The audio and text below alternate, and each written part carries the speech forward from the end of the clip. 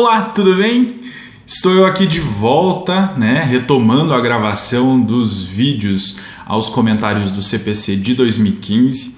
Quero justificar minha ausência nesses últimos tempos aí, por conta de outras atividades acadêmicas. Eu acabei ficando sem tempo de atualizar o canal, mas estou voltando e nós vamos continuar com os vídeos aqui. O meu compromisso é terminar o CPC de 2015 comentado. Não sei quanto tempo nós vamos levar nisso, mas eu espero contar com a sua companhia nessa viagem aí até o último artigo do CPC de 2015. E hoje é uma data especial, porque hoje é dia do professor. Estamos todos em festa comemorando a vida e a obra dos nossos grandes mestres. E eu tenho que agradecer a você que está comigo aqui ao longo de todo esse tempo, você que é meu aluno presencial e você que é meu aluno virtual também. A presença de vocês, a participação de vocês é sempre muito importante. Saber que vocês estão aqui é para mim uma alegria.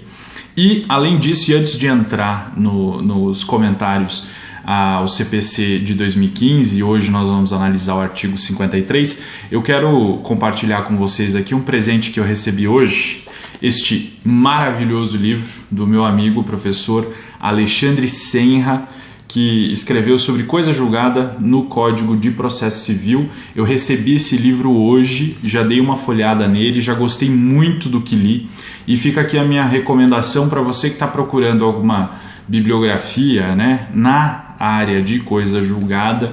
Não pode deixar de ter e não pode deixar de ler esse livro aqui, porque você vai encontrar preciosas lições a partir dessa pesquisa fantástica que foi feita pelo professor Alexandre Senra.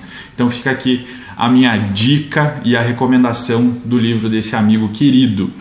E além disso, nós temos que, no vídeo de hoje, tratar sobre o artigo 53 do CPC, que é um artigo bastante importante, porque ele vai tratar, dentro da competência aí, do chamado foro especial. Então, nós estávamos nos artigos anteriores analisando as regras de competência, principalmente as regras de competência territorial, para definir em que comarca ou em que subseção deve ser proposta a demanda, e entendemos as regras gerais. Agora nós temos que entender algumas regras especiais que estão previstas nesse artigo 53 aqui. Primeira coisa que vale destacar com relação a esse artigo é que ele trata sobre competência territorial, ou seja, trata de uma competência de natureza relativa. Isso a gente não pode perder de vista.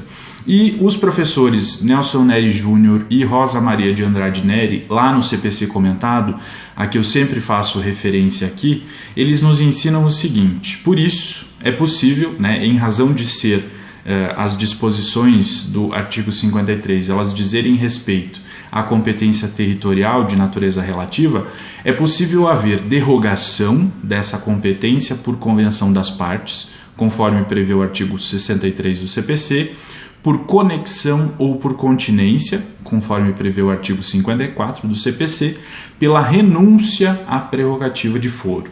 A prorrogação do foro relativamente incompetente também é admissível, caso o réu, beneficiário da prerrogativa do CPC 53, do artigo que nós estamos analisando, não argua a incompetência relativa por meio de preliminar de contestação na forma e no prazo da lei. O que eles querem nos dizer com isso? Que essas disposições do artigo 53, por dizerem respeito a uma competência de natureza relativa, elas podem ser negociadas entre as partes podem abrir mão desses privilégios estabelecidos aqui no artigo 53, se assim desejarem. A parte pode, no caso do réu, se não quiser se utilizar desse foro especial previsto aqui no artigo 53, basta que ele não alegue incompetência territorial na contestação, e aí vai haver a prorrogação da competência daquele juízo que inicialmente era incompetente. E tudo isso em razão de serem essas regras aqui relativas à competência territorial, portanto, de natureza relativa. Agora vamos analisar cada uma das disposições, né, estabelecidas aqui no artigo 53. Os dois primeiros incisos tratam de foros em razão da pessoa, ou foros ratione persona. Vamos analisar o que eles disciplinam. O inciso 1 vai disciplinar que é competente o foro para a ação de divórcio, separação, anulação de casamento e reconhecimento ou dissolução de união estável. A linha A, do domicílio do guardião de filho incapaz. A linha B, do último domicílio do casal, caso não haja filho incapaz. E a linha C, de domicílio do réu, se nenhuma das partes residir no antigo domicílio do casal. Então aqui ele está tratando especificamente das ações de família, né? Trata de divórcio, separação, anulação de casamento e reconhecimento e dissolução de união estável. E aí, além daquela regra geral para definição do foro competente, que é o domicílio do réu, é possível que se aplique aqui também esse foro especial previsto no artigo 53. Então veja, vai ter privilégio, vai ter um foro privilegiado o guardião de filho incapaz. Então, numa eventual ação de divórcio, se o filho incapaz vai permanecer com a mulher, ela pode propor a ação de divórcio no foro do seu domicílio, nos termos aqui da linha A do inciso 1 do artigo 53. Por quê? Porque ela permanece com, né, nesse exemplo que eu estou citando, ela permanece com a guarda de filho incapaz e isso dá para ela um foro especial. No caso da linha B, né, do último domicílio do casal, se não tiver filho incapaz. Então veja, eu posso propor a ação de divórcio no foro de domicílio do réu ou posso optar aqui por propor a ação no último domicílio do casal na hipótese de não haver filhos incapazes naquela relação e for necessária a propositura do divórcio litigioso. A linha C fala do foro de domicílio do réu, né, como alternativa se nenhuma das partes residir no antigo domicílio do casal, e aqui ele faz remissão à regra geral, né, de que a ação vai ser proposta no foro de domicílio do réu. Ok? Já o inciso 2 vai tratar do foro de domicílio ou residência do alimentando para a ação em que se pedem alimentos. E aqui é uma regra que leva em consideração a hipossuficiência do alimentando, né? Isso numa relação jurídica processual a partir de uma ação de alimentos, porque, afinal de contas, se o alimentando precisa propor uma ação de alimentos, é porque ele precisa, em tese, né, do mínimo aí para sua sobrevivência, então a lei dá a ele essa proteção especial, conferindo-lhe um foro específico, um foro privilegiado, podendo ele propor ação no foro do seu próprio domicílio, não precisando necessariamente propor ação no foro de domicílio do réu. Mas perceba o seguinte, e é importante a gente destacar sempre, é uma possibilidade para o autor. Então ele pode optar pelo seu foro especial numa ação de alimentos, ou ele pode, se achar mais conveniente, propor a ação no foro de domicílio do réu. Não há nenhum problema, porque aqui não se trata de uma imposição absoluta, ok? Além disso, esse mesmo artigo vai disciplinar sobre o foro das pessoas jurídicas nas ações em que se envolveu uma discussão a respeito disso, né, e das condutas das pessoas jurídicas. Isso está previsto no inciso 3, nas alíneas A e B, que é o que a gente vai analisar agora. Então, vai disciplinar que é competente o foro do lugar, a linha A, onde está a sede para a ação em que for ré a pessoa jurídica, e a linha B, onde se acha agência ou sucursal quanto às obrigações que a pessoa jurídica contraiu. E aqui, né, ele estabelece essas regras especiais para as ações comuns propostas contra pessoas jurídicas. Então, em regra, né, se propõe a ação no lugar onde está a sede, né, da pessoa jurídica, se ela for a ré, ou se ela tiver agências ou sucursais, e essas agências e sucursais tenham assumido obrigações, elas vão poder ser acionadas lá no foro do lugar onde se acham essas agências ou sucursais. Não haverá necessidade de propositura da ação no foro da sede da pessoa jurídica. Então, aqui nós temos foros especiais para as pessoas jurídicas. E temos que lembrar sempre o seguinte, né? Quando nós estivermos diante de relação de consumo de uma pessoa física com relação, por exemplo, a uma pessoa jurídica, temos as regras especiais de competência estabelecidas no Código de Defesa do Consumidor, que conferem uma proteção específica nas relações consumeristas para o consumidor, possibilitando que ele possa então propor a ação no foro do seu domicílio, ok? Além disso, no inciso 3, a linha C vai tratar do foro para propositura de ações contra sociedades ou associações sem personalidade jurídica. Ele vai disciplinar, então, que é competente o foro do lugar onde exerce suas atividades para a ação em que for ré, sociedade ou associação sem personalidade jurídica, que são aquelas sociedades de fato, né? Não são necessariamente pessoas jurídicas, porque elas não são registradas, logo elas não têm personalidade jurídica, mas elas podem ser acionadas, e a linha C do inciso 3 disciplina então que elas vão ser acionadas onde elas exercem as suas atividades. Certo? Indo adiante, nós temos no artigo 53 alguns dispositivos que estabelecem aqui um foro especial ratione lote em matéria de obrigações. A primeira disposição que nós vemos é no inciso 3, na linha D, que vai disciplinar que é competente o lugar do foro onde a obrigação deve ser satisfeita para a ação em que se lhe exigir o cumprimento. Então aqui é o local onde eu vou exigir o cumprimento da obrigação, a depender do tipo de obrigação e das disposições contratuais relativas a ela, eu vou propor a ação lá no lugar em que a obrigação deve ser satisfeita. Essa é uma possibilidade aqui aberta a partir do inciso 3, a linha D. Mas não só o inciso 3 trata sobre o foro ratione lote aí com relação à matéria obrigacional. Os incisos 4 e 5 também disciplinam sobre isso. O inciso 4 vai disciplinar que é competente o lugar do foro, competente o foro do lugar do ato ou fato para a ação. A linha A, de reparação de dano, ou a linha B, em que for réu, administrador ou gestor de negócios alheios. Aí aqui nós estamos tratando, né, de um local definido por onde o ato ocorreu, o ato foi praticado, ou onde ocorreu o fato que vai dar origem a uma ação de reparação de dano, ou naquelas hipóteses em que eu vou propor uma ação contra um administrador, né, que o gestor de negócios alheios.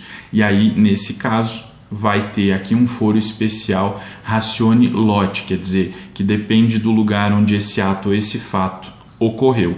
Já o inciso 5 também estabelece um foro ratione lote em matéria de obrigações para dizer que é competente o lugar de domicílio do autor ou do local do fato para ação de reparação de dano sofrido em razão de delito ou acidente de veículos, inclusive aeronaves. Então veja, nesse caso aqui, vamos imaginar um acidente de trânsito, né? Eu tenho a possibilidade, primeira, que é a regra geral, de propor a ação no foro de domicílio do réu.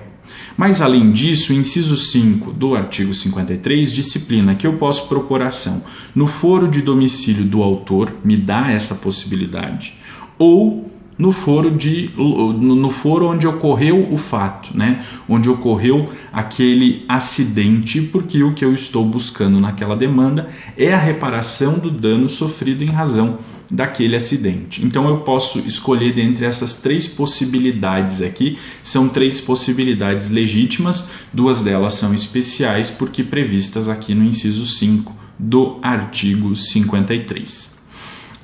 Indo além, o artigo 53, voltando agora para o inciso 3, ele estabelece uma linha E para disciplinar sobre o foro de domicílio do idoso. E ele diz o seguinte: é competente o foro do lugar de residência do idoso para causa que verse sobre direito previsto no respectivo estatuto. Ou seja, ele está aqui fazendo uma proteção específica do direito do idoso, conferindo a ele a possibilidade de propor uma ação no foro de seu domicílio, se essa ação tiver por finalidade proteger algum direito específico previsto lá no Estatuto do Idoso, porque o legislador entendeu por bem criar um sistema de proteção específica dos idosos, por considerar que essa é uma classe de pessoas desprivilegiada de alguma maneira e que demanda uma proteção específica. Então, deu para ele, nessa hipótese aqui do inciso 3, a linha E,